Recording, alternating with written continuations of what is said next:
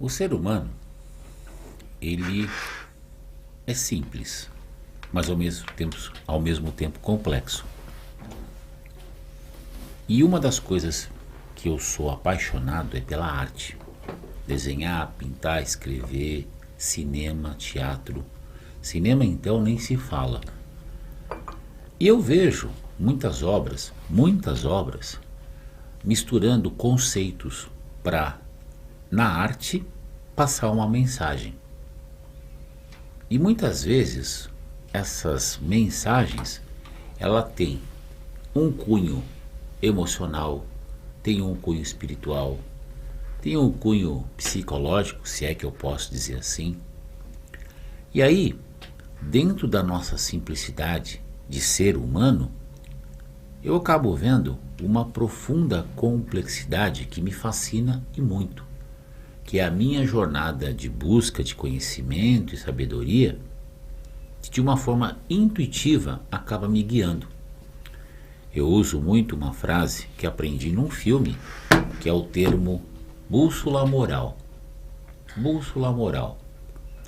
Você já percebeu que certos animais, peixes, aves, de uma certa forma conseguem chegar no seu destino?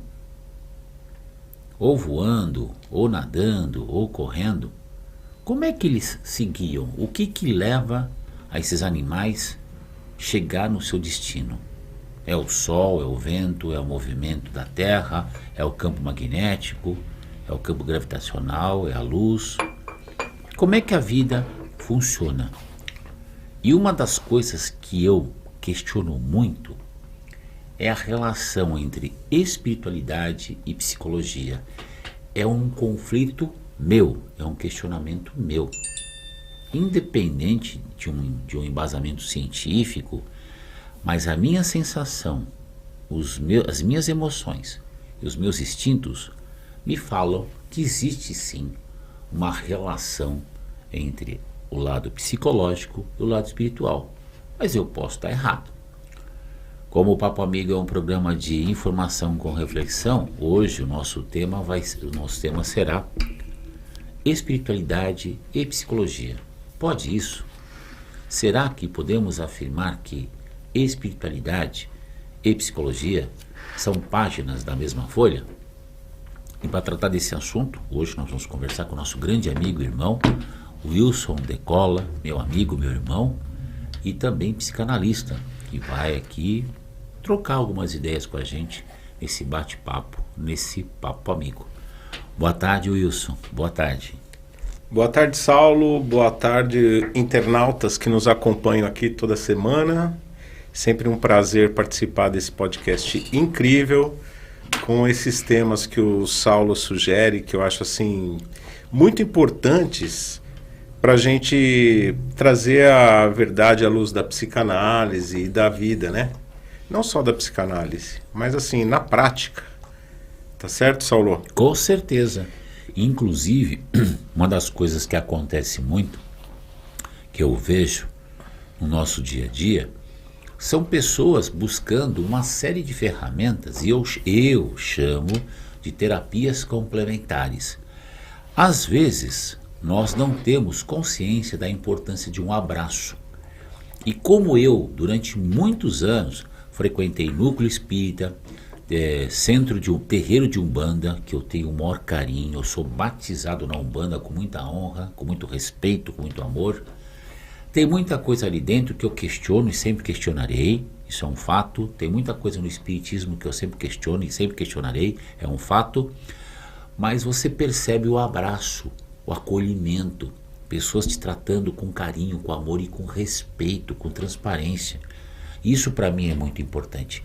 E para mim, esses elementos, para mim, têm todo um respaldo emocional psicológico, inteligência emocional, que hoje as ciências clássicas, as ciências humanas, exatas e biológicas, estão estudando. Então, não sei quem disse que muito da ciência, quanto mais você estuda, mais você se aproxima de Deus. Não sei quem falou isso. Quanto mais você estuda, mais você se aproxima de Deus, que traz aí um aconchego para esse incrível e maravilhoso mistério chamado vida. Eu acho importante isso, o Wilson, principalmente você pegar as informações e questionar as informações. Ah, quadrado é quadrado. Porra, será que quadrado é quadrado mesmo? Ó, triângulo é triângulo. Não, será que triângulo é triângulo mesmo? Uma reta é uma reta. Mesmo aquilo que é óbvio, será que o azul é azul mesmo? Eu acho importante questionar essas coisas simples, não ficar absorvendo de baseada, sem exercitar o raciocínio, sem exercitar a razão, a intuição, sem exercitar a reflexão. Estou errado, Wilson? Uma coisa que nós precisamos saber, né? É que nós, seres humanos, nós somos seres neuróticos. Neuróticos? O que são seres neuróticos? São seres que são movidos pelo desejo. Nós somos movidos por desejos. Então nós temos desejo de morar numa casa melhor, de ter um relacionamento, desejo de ter filhos para quem ainda não teve, né? Então nós somos movidos por desejos. Desejos. Quando nós não realizamos esses desejos, nós ficamos numa situação de neurose. Né? O que é a neurose? É o desejo não realizado.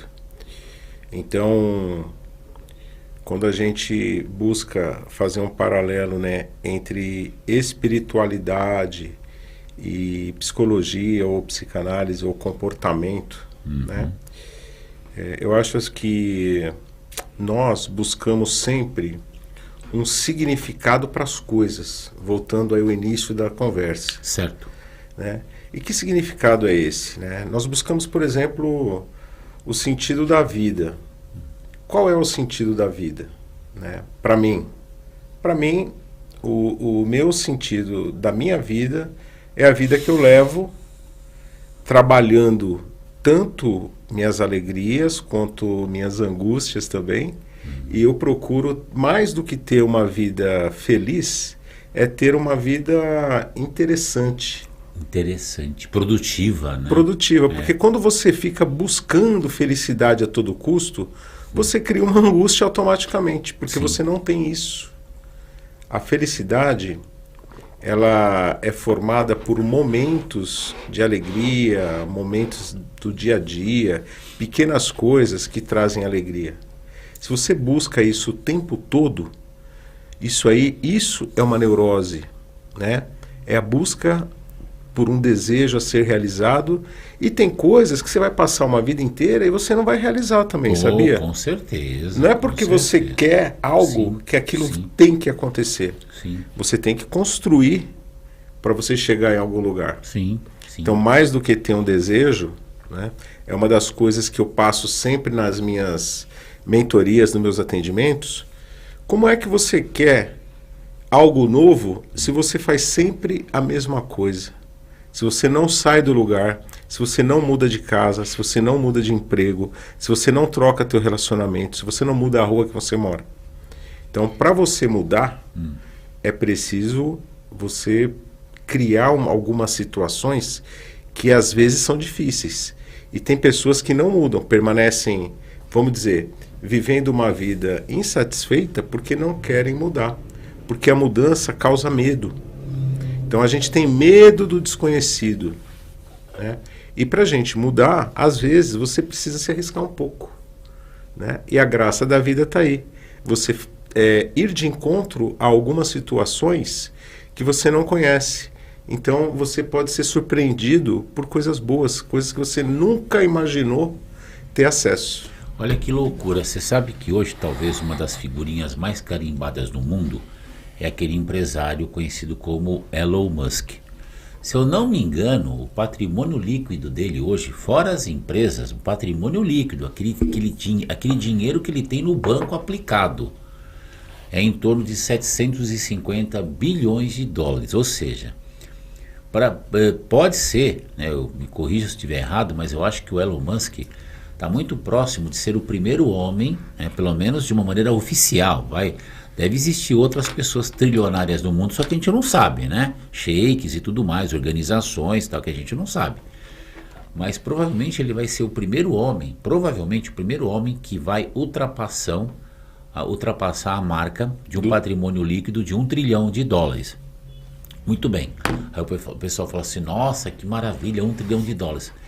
Vai saber a vida do cara. O cara trabalha de domingo a domingo, ele não tem férias, cercado de segurança. O cara em tempo inteiro vivendo com várias responsabilidades. Já tomou atropelo pra caramba, já perdeu esposa, já perdeu casamento. Você não sabe o preço que o cara pagou. Eu vejo, no caso dele, principalmente dele, que o dinheiro aí é consequência. Não é que ele está querendo se tornar o primeiro trilionário oficial do mundo. Não. É que ele tem tanta coisa para fazer e faz, que o dinheiro vem por consequência e faz da forma correta. E às vezes correndo o risco de se arrebentar no meio do caminho e ter perdas, que não são pequenas. Como é que é lidar com isso, Wilson? Como é que é lidar com a perda, na sua visão? Não é uma pergunta, é uma reflexão, pelo amor de Deus. Como é que é lidar com o valor da perda no processo de buscar mais, de melhorar, de progredir na direção, no sentido correto, de fazer a coisa certa?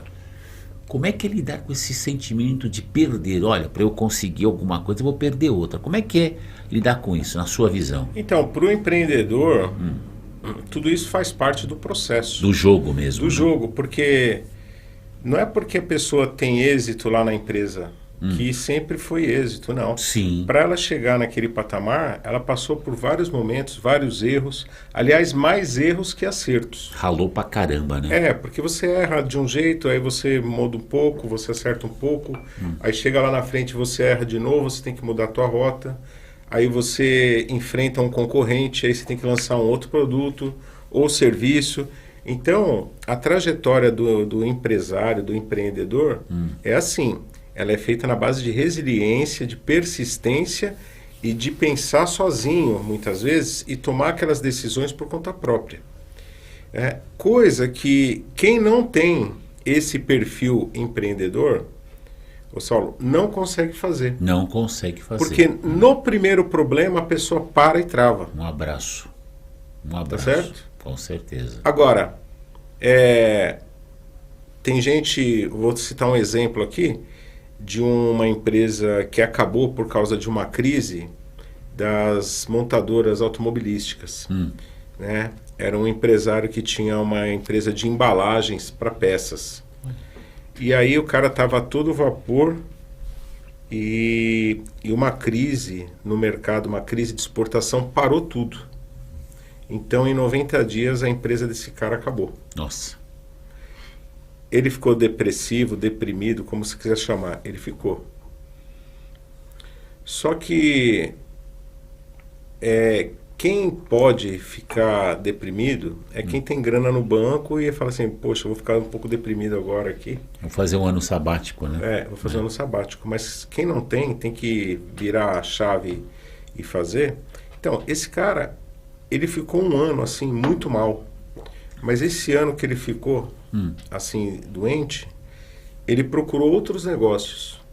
E na primeira chance de recuperação da mente dele, ele já lançou um outro produto, uma outra indústria, uma outra empresa, pegou um dinheiro emprestado no banco, virou, girou. Já faz 10 anos que ele tem outra empresa e uma empresa que está indo de vento e pouco. Graças a Deus. Graças a Deus. Então, se você não tem esse perfil, você não consegue ser um empresário. Então, quando você fala assim, qual que é o preço, né, da perda para a conquista, né, de algo? Tá tudo nesse pacote. Você pode perder tua família, você pode perder teu imóvel, Sim. você pode perder tua esposa, A própria vida, a né? própria vida, a tua saúde mental, né? E geralmente esses caras que são empresas muito grandes, tal, são pessoas bem neuróticas. Nossa. Né? Imagina. Porque são as pessoas que passam o tempo inteiro pensando no negócio. Focado. E né? não dá para ser diferente, viu? Focado. Se você tem uma empresa, você tem que pensar nisso todos os dias. Não é porque você tem uma empresa que você vai ficar tranquilo aqui, porque no mercado não existe vácuo. Se você deixar de pôr o pé aqui, teu concorrente vai e entra no minuto seguinte. Não, e tem uma coisa importante. Eu, por exemplo, graças a Deus, venho trabalhando com a visão de encarar o concorrente como uma empresa que atua no mesmo ramo. Então, eu penso assim, Se eu estou numa corrida, certo? E é uma corrida, sei lá, de 100 quilômetros. Vamos falar que eu fiz em 1 hora e as outras pessoas fizeram em 1 hora e 5 minutos. Então eu cheguei na frente. Se eu fiz em 55 minutos e as outras pessoas fizeram em 50 minutos, então eu cheguei atrás. Então eu penso assim, ao invés, estou falando eu, posso estar errado, ao invés de eu ver o outro como concorrente, eu paro de olhar para o outro e foco no mercado que eu estou atuando. Quais são os riscos que eu estou no mercado? É como se eu esquecesse os concorrentes. Eu vejo o que o mercado me oferece. E este vácuo que você falou, Wilson, aí é uma visão minha, eu vejo como uma deficiência no meu processo administrativo, no meu processo estratégico. E aí é onde eu peço ajuda. Para eliminar aquele sentimento de culpar o concorrente. Não. Se a tua empresa está quebrando, se a tua empresa é um sucesso, a responsabilidade é sua. Única e exclusivamente sua. Porque eu fico meio receoso, Wilson, aí me corrija se eu estiver errado, de querer culpar o concorrente porque a minha empresa quebrou. Na minha opinião, se você está passando por uma dificuldade, avalie a sua estratégia, avalie o seu comportamento e veja os erros que você está cometendo, ao invés de ficar procurando culpados. É essa a sensação que eu tenho hoje em dia. Não sei se você concorda comigo, pelo amor de Deus, você tem todo o direito de dizer sim, não, talvez, depende, fique à vontade para fazer uma reflexão sobre esse conceito. Qual que é a sua visão sobre esse conceito de ganhar, perder, acertar, errar, sucesso, fracasso, dentro desse universo que é extremamente competitivo? Qual que é a sua visão? Eu acho que é um processo bem dolorido, não é para todo mundo. Tá. Se você for sofrer com algum negócio que você preparou, planejou e montou e não deu muito certo, então você tem que virar a rota da tua empresa para outro lado e fazer outra coisa. Certo. Tá? Não pode levar isso pro coração e ficar choramingando, sofrendo ali, não. Aliás, você pode sofrer, você pode chorar 5 minutos. Sim. Mas você já tem que se recompor e voltar para a pista. Voltar com o quê? Com inteligência, com fé. Estratégia, né? Estratégia. E eu queria falar aqui um pouco do papel da fé na saúde, na mente e nos negócios. Por favor, né? por favor. Que é o nosso tema de hoje aqui, que é espiritualidade aqui e psicologia, né? Quando a gente fala assim, ter fé, é você ter fé em você mesmo. Ó, esse é um tipo de fé, tá? É você ter fé em você, que você tem capacidade, competência, vontade, energia de realizar as coisas. Tá. Isso vai te impulsionar para frente. Mesmo que você tenha um problema, você vai passar por cima dele. Sim. Porque essa é a dica aqui, tá? Se você quer ter uma empresa e você tem dificuldade e na primeira você para, então você não nasceu para ser um empresário. Uma empresa de sucesso, né? Porque problemas você vai ter todos os dias. E a diferença da pessoa que é bem sucedida e de quem não é bem sucedido é mais ou menos assim. Você tem um problema, eu tenho que resolver esse problema e seguir. E tem pessoas que param no primeiro e já desistem e encostam o barco, né? Agora, a fé que você tem na sua igreja, né, no seu Deus e nos seus dogmas é uma. Então você tem que ter essa fé. É uma fé que você precisa ter cuidado para que ela não interfira na parte que depende de você. Pronto, matou. Certo? Então é assim, olha, eu tenho fé em Deus que eu vou conseguir trabalhar e vencer. Mas se você não trabalhar, não vai acontecer nada. Então não basta somente ter fé. É preciso ter fé e ações na vida para que isso se complete. Então quando você vai para a sua igreja, curta lá a sua igreja, que é muito bom você fazer uma conexão, né? Sim. Principalmente nesses ambientes que tem muita gente. Com o divino, né? Eu acredito naquela energia concentrada, né? Sim. Então isso é muito bacana. E isso está comprovado também que a pessoa que tem fé, ela tem resultados também na saúde física, na saúde mental, porque a fé te impulsiona, né?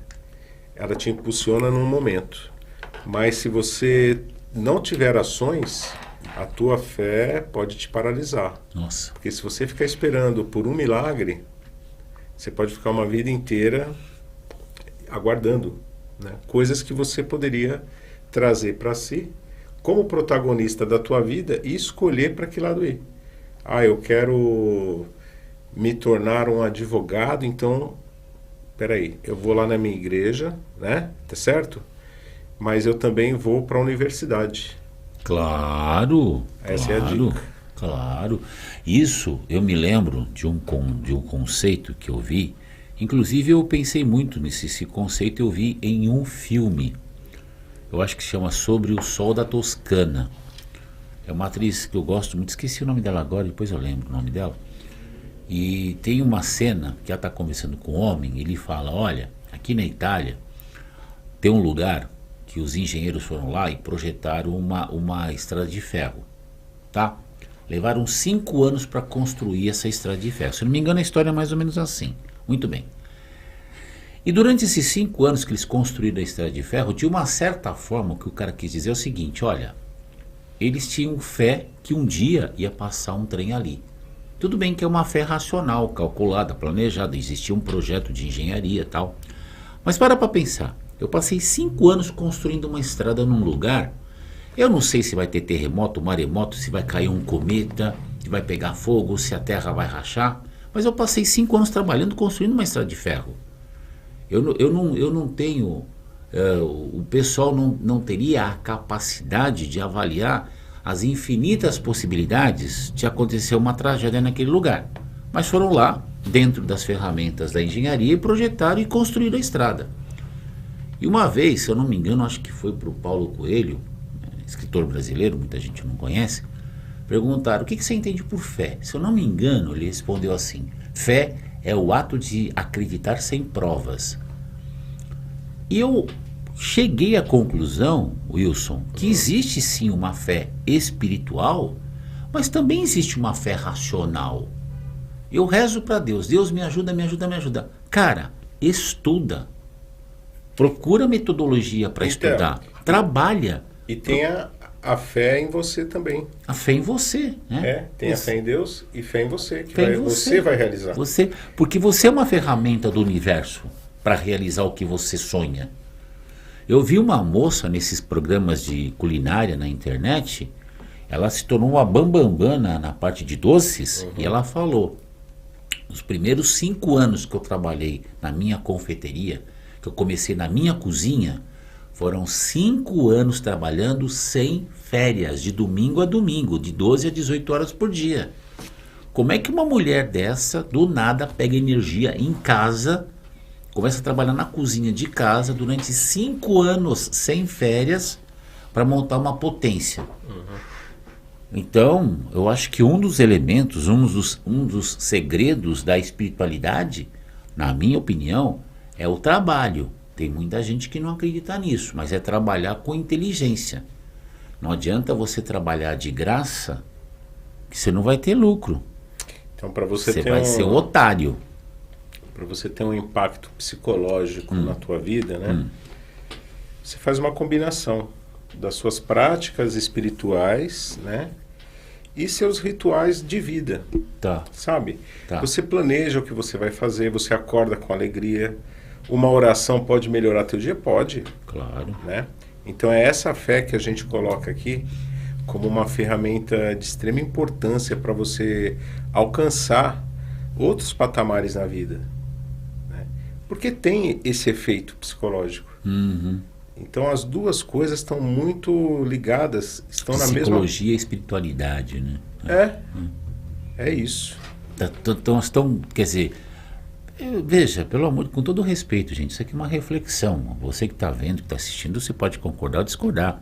É uma reflexão que eu, por exemplo, quando vou numa igreja e vejo aqueles símbolos nas paredes, aquelas estátuas, muitos símbolos, muitas cores, tudo aquilo bonito, pintado, esculpido, Eu falo, caramba, na minha reflexão, eu falo, será que isso não tem a ver com aquele ramo, aquela linha de conhecimento dentro da psicologia que é o chamado PNL, Programação Neurolinguística?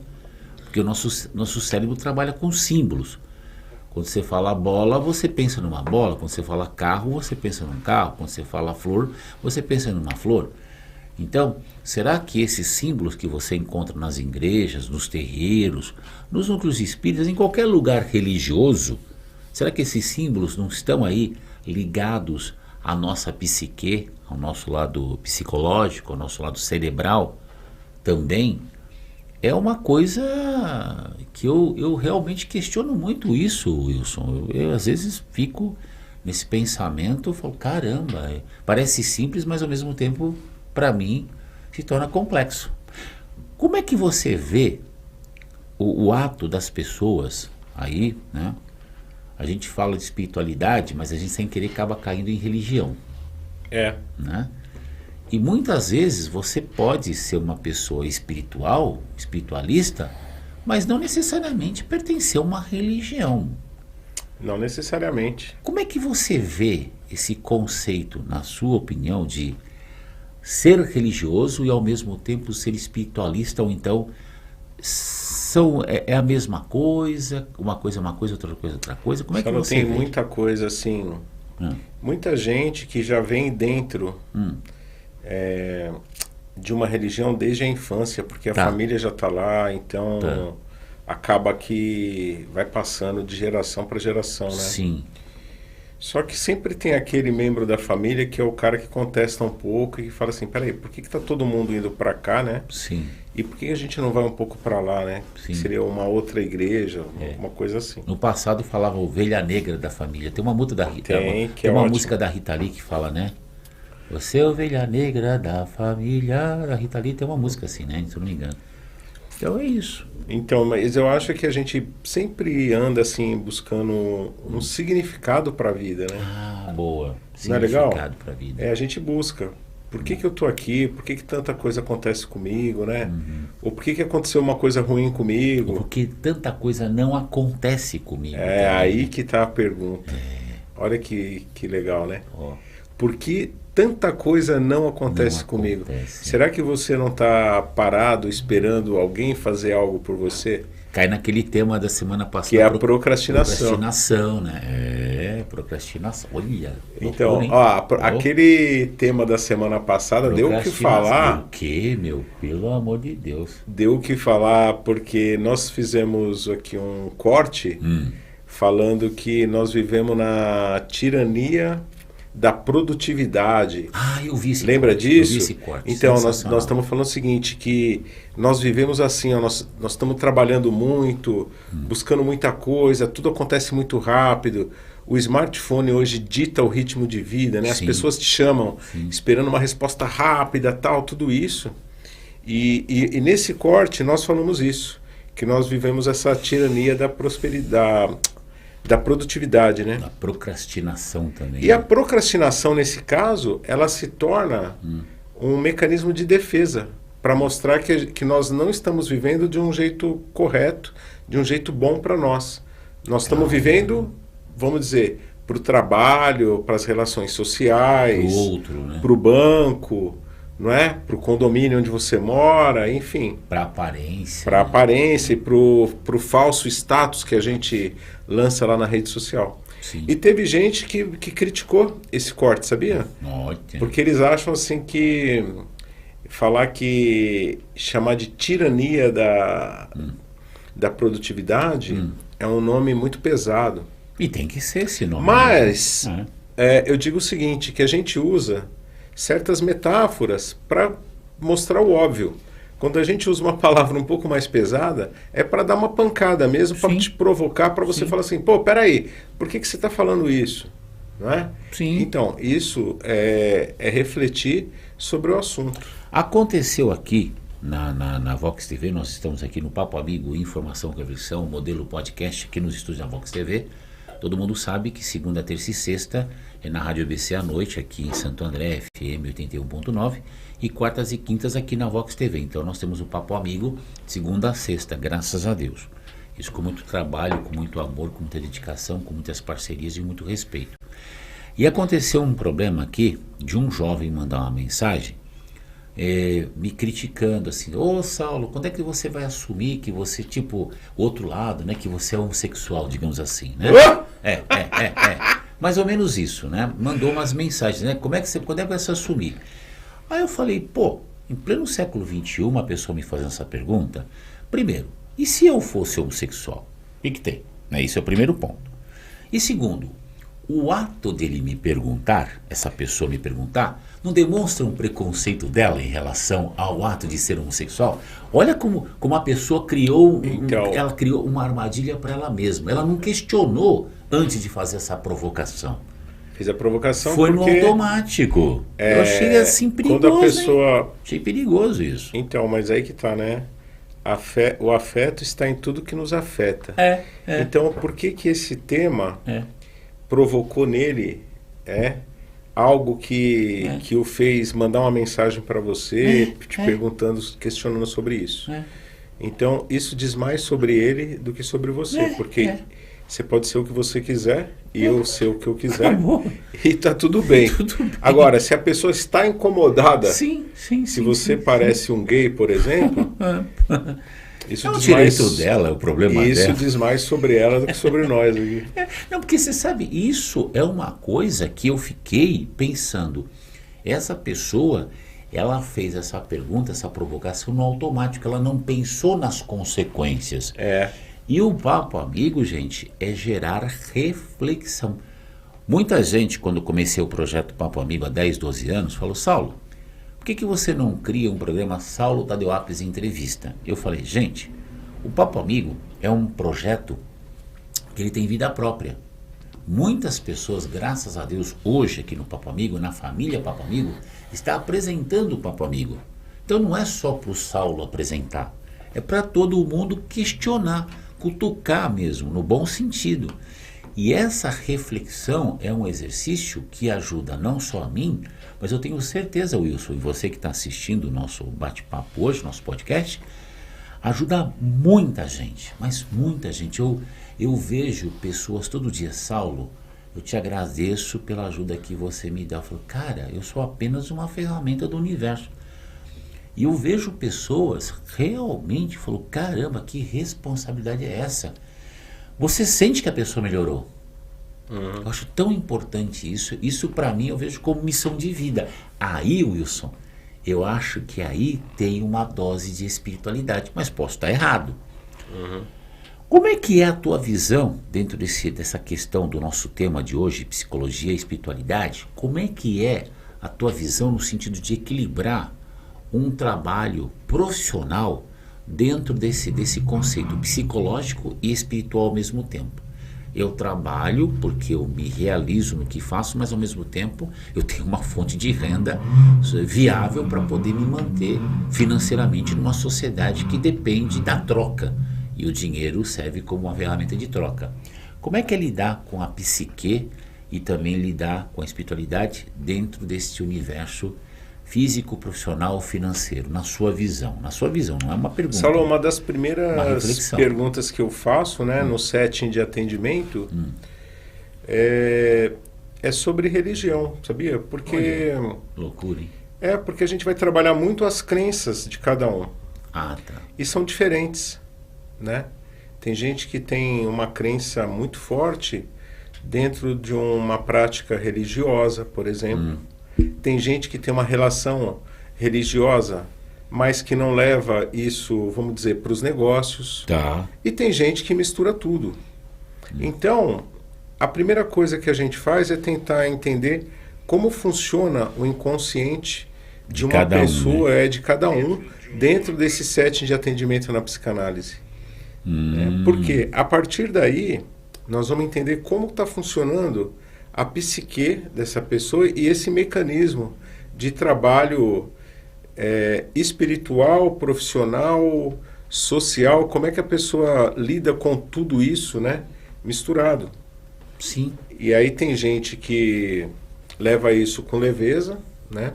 Tem gente que tem práticas espirituais diversas em casa, não necessariamente dentro de algum templo religioso. Tá. Né?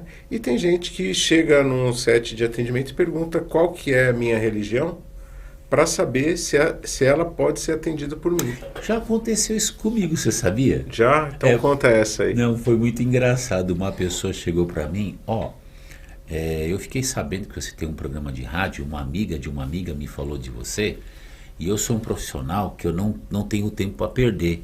E eu não sei se vale a pena ir no seu programa, porque eu não sei se a sua audiência vai me ajudar ou vai me prejudicar. Eu falei, meu amor, eu sinto muito, não precisa vir.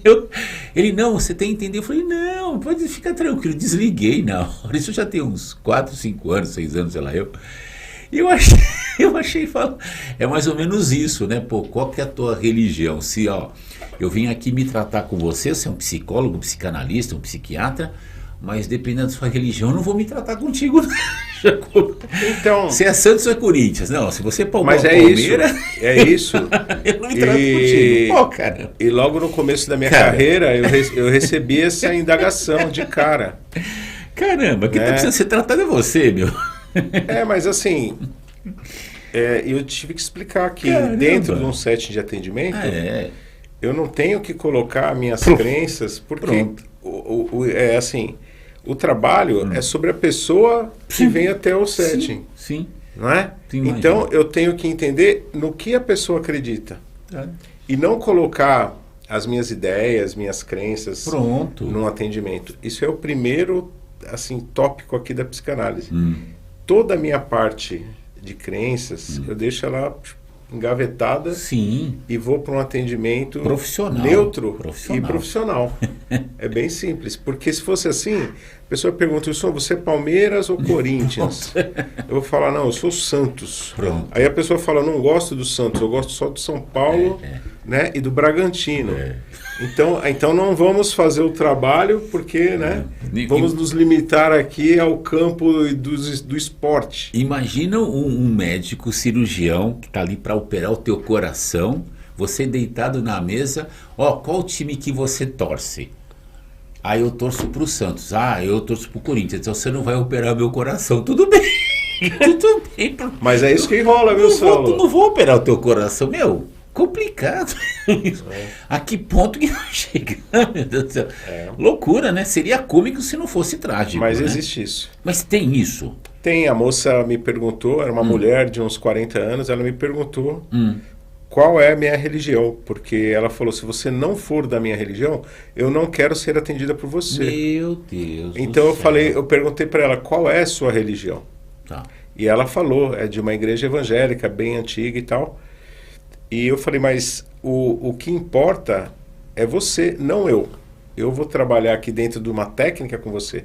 Para mim, você pode ser da Congregação Cristã do Brasil, da Assembleia de Deus, da Igreja Universal, da Igreja Católica, ou de qualquer coisa. Eu amo todas e respeito todas. Então, e está tudo bem.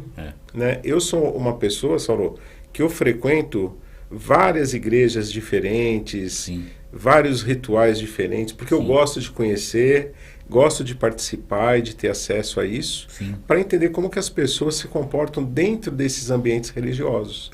Sabe? Eu acho muito bacana, porque nós somos movidos por essas crenças também. Com certeza. Certo? São padrões, né? São padrões. Então, quando uma pessoa vem que já tem a ideia de passar por um processo aí de autoconhecimento, que procura um psicanalista, que vem sentar num divã para conversar, cara, você já deu um passo enorme. Então, deixa essa questão para você trazer para o setting e deixa o psicanalista no papel de profissional, que vai, na verdade, fazer perguntas para você, falar contigo, falar coisas para você refletir, né? Então, é uma troca. É um espelhamento de você mesmo, trabalho do psicanalista. Você tocou num assunto, Wilson, que é a questão dos padrões. Por exemplo, de uns anos para cá, com o avanço das tecnologias, eu vou nas plataformas, eu assisto muito vídeo. Então, por exemplo, se tem algum assunto que eu quero discutir, que eu quero debater, eu assisto vários vídeos sobre esse assunto, de várias fontes, e faço anotações, papel, lápis, caneta. Muitas vezes eu baixo o link, guardo o link daquele vídeo, porque seria a fonte de referência. E aí o que eu faço? Eu vou fazendo anotações sobre aquele vídeo, assisto 2, 3 vezes, paro o vídeo, volto, assisto, anoto. E de repente, em alguns casos, até procuro livros sobre aquele assunto e vou ler esses livros. E eu tenho alguns vídeos que eu venho assistindo exatamente falando sobre padrões. E muitas vezes eu começo a assistir o vídeo, ou então apenas ouvi-lo enquanto estou trabalhando, então deixo lá ligado, lá na plataforma, e estou trabalhando no computador e vou ouvindo o vídeo. Ouvindo o áudio daquele documentário, daquela situação. E muitos vídeos, mas muitos, não são poucos, eu falo, nossa, parece que esse vídeo foi feito para mim, parece que o autor do vídeo me conhece. E aí eu caio nessa condição do padrão. Nós, seres humanos, querendo ou não, eu não sei se a gente faz escolha ou a gente é induzido a fazer escolha. Para mim, nós seres humanos vivemos diretamente dentro de padrões. Você fala, nossa, estou lendo esse texto, parece que foi escrito para mim. Como é que é lidar com isso? Como é que é lidar com esses padrões aí? E de repente você fala, pô, mas não é um padrão saudável não. Eu estou falando uma coisa, mas estou me comportando de outro jeito. Então eu nunca vou atingir meus objetivos. Como é que é lidar com isso, com essas mentes, essas... Eu acho que, Saulo, é o seguinte... Mentes limitantes. Eu recebi uma carta de uma pessoa esses dias, né? E era um rapaz que ele dizia o seguinte, que ele sempre que ele estava para conquistar alguma coisa, acontecia um problema e ele tinha que gastar o dinheiro e ele nunca conseguia um abraço. Realizar os projetos dele. Tá. Então ele estava assim, tô pronto aqui para comprar um carro, aí o carro dele que ele tem aqui quebra, ele tem que gastar dinheiro aqui, sim, né? E mexe num dinheiro que está reservado, né? Tudo isso está ligado a uma questão de pertencimento, né? Uma questão de pertencimento. O que quer dizer isso daí? Nós somos influenciados pelas pessoas que convivem com a gente desde a infância. Então, sabe um processo inconsciente em que você pensa que você está traindo o teu clã, a tua família, porque você está atingindo um patamar que a tua família nunca atingiu. Percebe? E nós, como somos seres sociáveis, nós gostamos de viver em comunidade, nós buscamos nos encaixar dentro de alguns formatos que já existem. Então a grande maioria, vamos dizer, o senso comum gosta disso. Eu pertenço ao tal clube de futebol, eu pertenço ao time de futebol aqui, ao condomínio tal. Lei do pertencimento. O clube não sei o que lá. Por quê? Porque eu quero ser igual às pessoas que estão dentro desse grupo. Né? Agora, tem alguns seres, né, que eu me encaixo nesse outro grupo, que eu já não gosto disso. Eu gosto de ser eu mesmo, de pensar por mim, de refletir sobre questões de psicologia de massa, por que as pessoas fazem ações em grupos, né? Muitas vezes sem pensar.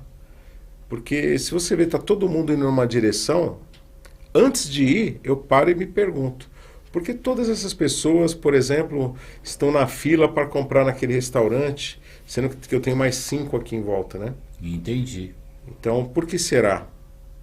Então, se eu quiser fazer isso também, eu me pergunto antes. Então, peraí.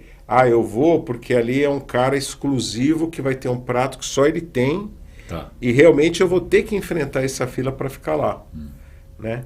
Agora, não tem nada demais lá. As pessoas estão lá porque gostam de ir lá. Então tá bom. Então eu não vou pegar essa fila. Eu vou para esse outro lugar aqui, ou esse, ou outro. Ou eu vou para outro lugar encontrar outra possibilidade. Né? Mas a grande maioria gosta de ter uma questão de conforto, porque ela não precisa de ser contestada quando você anda em grupo. Loucura, hein? Né? Loucura. Você pertence a um grupo, você faz tudo que aquele grupo faz e tá tudo bem. Ninguém vai discutir nada com você está dentro de uma bolha e vamos embora. Você falou sobre essa questão, a gente sempre toca nesse assunto em vários podcasts, em várias entrevistas. A gente fala sobre esse assunto, a questão das mentes limitantes, os pensamentos limitantes. Então, por exemplo, tem um desenho da Disney chamado Up, que é a história de um velhinho, que ele tem uma namorada que é incrível o início do filme. Aí a música vai mudando, o tema vai mudando, e a música de alegre e feliz vai ficando triste. De repente acontece um negócio, a história que eu não vou dar spoiler, e muda todo o contexto do filme. É um desenho louco, muito louco assim. Eu não esperava aquele impacto emocional quando fui assistir esse desenho. Com a minha esposa, com o meu filho, na época, não esperando, a gente foi no cinema assistir. Depois eu assisti de novo quando passou na televisão, né? Falei, não é possível que fizeram esse filme, porque é profundo esse desenho, chama Up. Inclusive, o velhinho, quem dublou o velhinho foi o Chico Anísio, aqui no Brasil. Ficou fantástico o desenho. E aí o que acontece? Tem uma cena que o casal, que nesse filme, eles começam a economizar dinheiro num pote de vidro para um dia realizar um grande sonho do casal. Mas sempre acontece alguma coisa para gastar o dinheiro. E é impressionante. Toda vez que eles estão lá com já uma certa quantidade, acontece, quebra o carro, cai uma árvore no telhado, bate não sei o quê, quebra não sei o quê.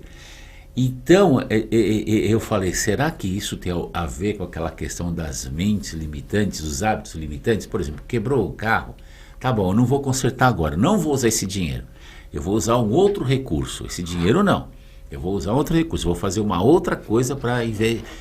Será que, que não sei se você chegou a assistir esse filme, mas tem muito a ver para mim nessa cena com essa coisa da... Você está fazendo, mas sempre seguindo um padrão, né? Que a própria constelação familiar fala isso, né? A lei do pertencimento, né? Então eu vou ensinar uma coisa aqui para você. Para quebrar o padrão. Para quebrar. Você tá juntando grana para trocar teu carro, certo? Tá. E aí teu carro quebra, você não conta para ninguém, cara. Você vai lá, arruma aquilo e segue em frente. Sabe por quê? Tem gente que tem um hábito de ficar reclamando, reclama da vida, reclama de tudo. Sim. E tem gente que não reclama de nada, sabia? Eu aprendi isso com um amigo uma vez. Ele falou assim pra mim, pô, troca os pneus do teu carro, porque se furar um pneu desse, você vai ficar reclamando, você vai ficar praguejando e xingando, você vai ter problema. Ele falou assim, eu nunca tive problema de pneu das caminhonetes, por quê? Porque eu troco antes de ter problema. Pronto. Então eu não tenho problemas Acabou. para trocar pneu, né? E ele falou, porque assim, cara, aconteceu problema, vai lá e resolve, paga, tira da frente, segue e vai como se aquilo não tivesse acontecido. Sim. Porque só tem problema com carro quem tem carro. Pronto. Matou. Exatamente. Quem não tem carro não tem problema. Você tem problema com a piscina da tua casa? Porque você tem uma piscina na sua casa, né? Uma casa com piscina, né? Exatamente isso. Meu, então que venham, que venham os problemas também. Que venham os problemas, porque, olha, isso daí eu aprendi com o meu grande mestre, um dos grandes mestres que usaram a minha vida, professor Fleury, há muitos anos. Ele falava assim, engenheiro não é necessariamente aquele que se forma e tem um diploma. Engenheiro é aquele que pega um problema, transforma em projeto e foca 100% na solução. Olha que loucura, você pega um problema, transforma em um projeto, beleza, e todo projeto pode ser executado. Aí se eu tenho um problema que não dá para ser transformado em projeto, então não é problema. Se eu tenho um problema que você não consegue transformar num projeto e esse projeto não pode ser executado, então não é um problema, acabou. Acabou. São pequenos detalhes que às vezes as pessoas ficam... A influência do açúcar na menstruação da barata e não sai dali, fica patinando. Loucura isso, né, Wilson, essa questão da psique humana, da psicologia, a gente sabe que existe toda uma base há 100, 150, 200 anos, que era o Freud e o Jung, que começaram, diz a lenda que foram eles que começaram, o pessoal, né, tem toda aí uma estrutura. Eu, como sou leigo no assunto, mas eu sou apaixonado por essa pasta do conhecimento.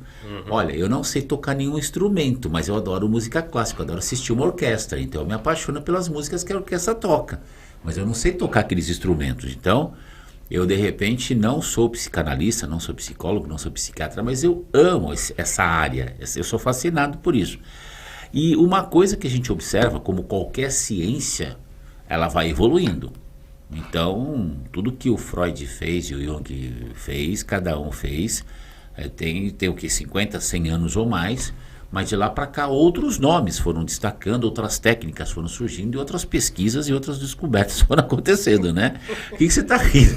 Está rindo aqui? Eu estou rindo porque minha cabeça não para de pensar. Ah, bom, tudo bem. Então, hoje em dia, em pleno século XXI, em 2026, não, quando ele ri desse jeito, como eu conheço isso, quando ele ri desse jeito é porque alguma coisa tem. Tipo, Saulo, você tocou num ponto que era para ter tocado.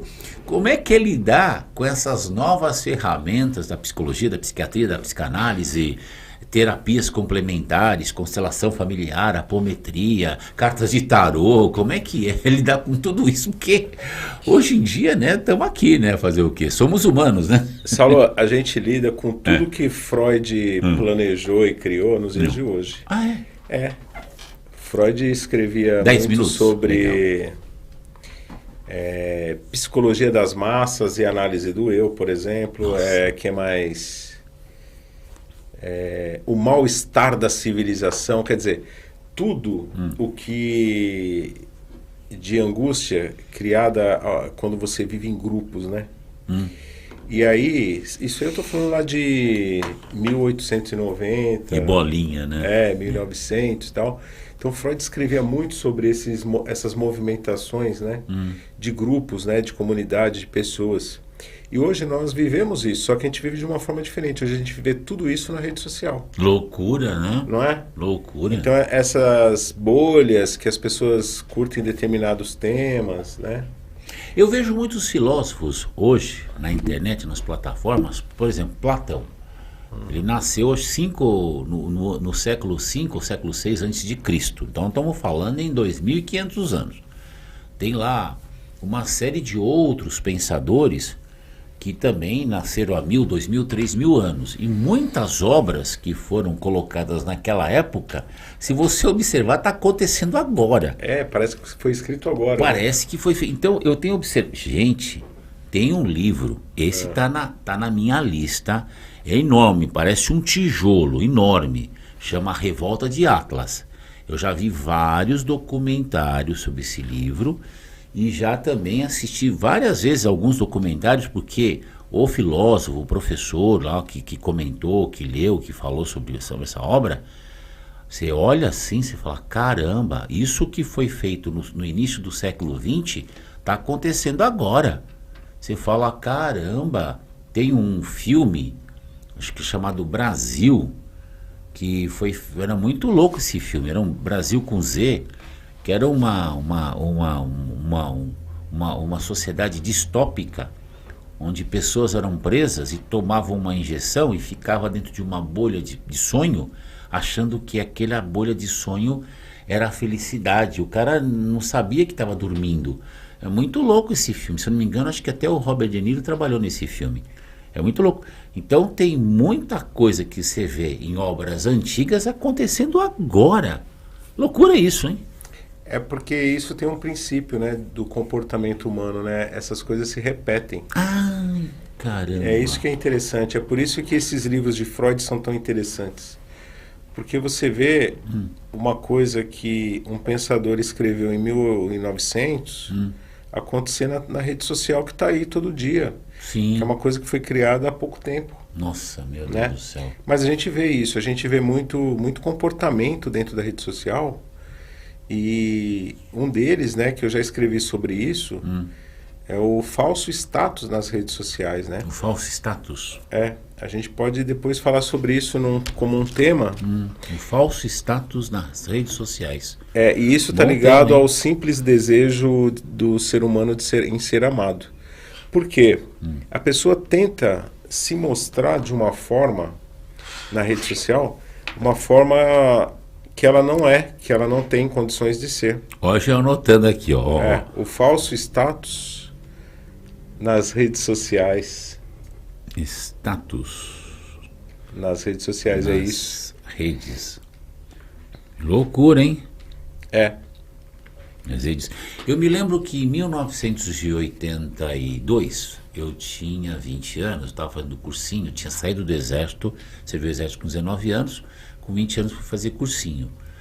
E eu tinha um professor de história, e ele, logo na primeira aula, professor Sival, ele fez assim na lousa, que no meu tempo era lousa, tá, gente? Lousa verde, quadro negro ou então quadro verde. Então os professores iam com giz, ele começou a fazer círculos. Então ele colocava um círculo conectado a um outro círculo, conectado a um outro círculo. Então, cada ponto de conexão de um círculo com outro, cada cruzamento de um círculo com outro, criava 2 pontos de conexão. Ele falava, esse pedacinho que um ciclo colide com outro é a transição. Então ele falou que a história, professor de história, ele falou que as transições, normalmente, elas são muito parecidas. Então ele falava assim, ou seja, quem não conhece história, corre o risco de cometer os mesmos erros. Ele também falava uma frase interessante, o primeiro é tragédia, o segundo é comédia. Tem muito disso também. É interessante essa questão. Então quem não conhece história, corre o risco de correr os mesmos erros. Cometer os mesmos erros, os mesmos riscos. Então, é muito interessante isso, esse comportamento humano dentro de padrões. Ó, então, coloca esse aí, só para completar o tema do nosso próximo encontro. Redes sociais, né?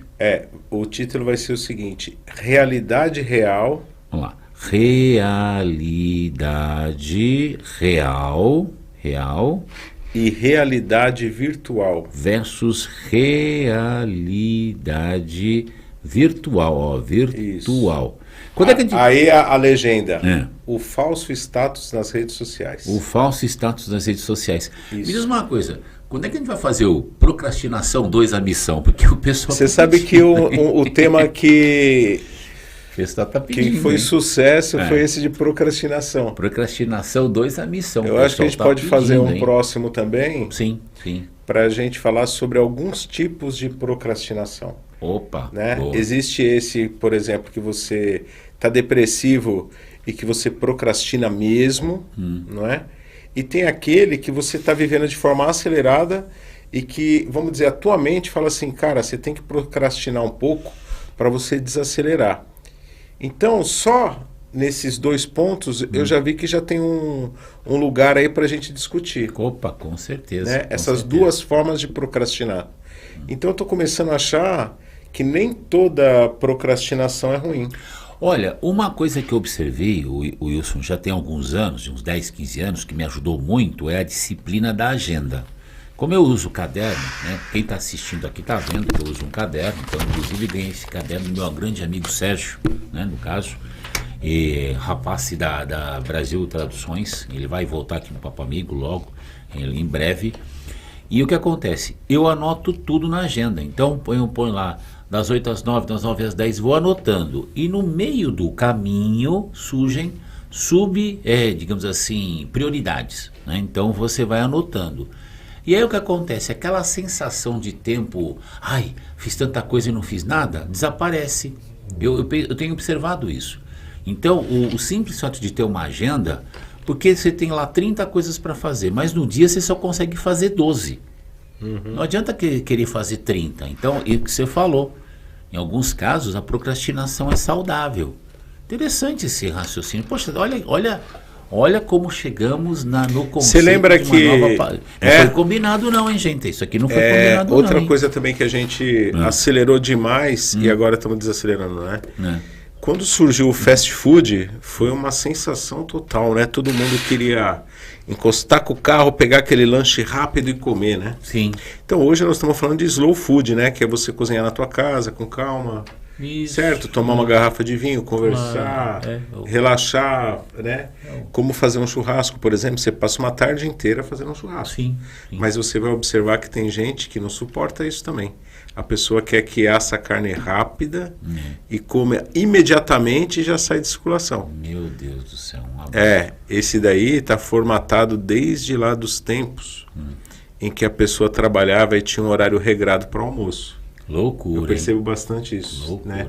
Tem gente que curte, né, um churrasco prolongado, assim, uma tarde inteira, toda, e tem gente que quer comer em 5 minutos e encerrar o evento. Isso tem a ver com ansiedade também, tem a ver com hábitos. Tem um livro, esqueci o nome agora, está aqui anotado no caderno, não sei, como transformar uma sociedade, sei lá, em imbecil, lá tem lá um programação da ignorância, não sei o quê. Imbecilidade Programada. Tenho aqui, depois eu pesquiso aqui, está anotado no caderno, que é um livro que eu tenho, já, inclusive já assisti também alguns vídeos, exatamente sobre isso. Que às vezes você está num processo tão programado, tão rotineiro, que parece uma coisinha 4x4, mas que ao invés de gerar produção, gera castração. Mas isso é o tema para o nosso próximo Papo Amigo podcast, que logo vai ser Papo Amigo Terapia, né? Até um canal Papo Terapia com o Wilson Decola, então isso deixa... Ô Wilson, fala dos seus canais aí no YouTube pra gente... Eu convido a todos, né, para seguir o canal Papo Terapia, que tá bem legal. Inclusive, esse podcast eu vou estar lá também, para quem quiser assistir integralmente, né? Sim. E os cortes incríveis que sempre são gerados aqui com o Saulo são maravilhosos, né? E, enfim, então meu convite, venha conhecer o nosso canal Papo Terapia, tá lá no YouTube, no TikTok, no Kawaii, no Instagram e no Facebook. Gente, um beijo no coração, fica com Deus e até o próximo Papo Amigo podcast, informação com reflexão. Tchau. Tchau.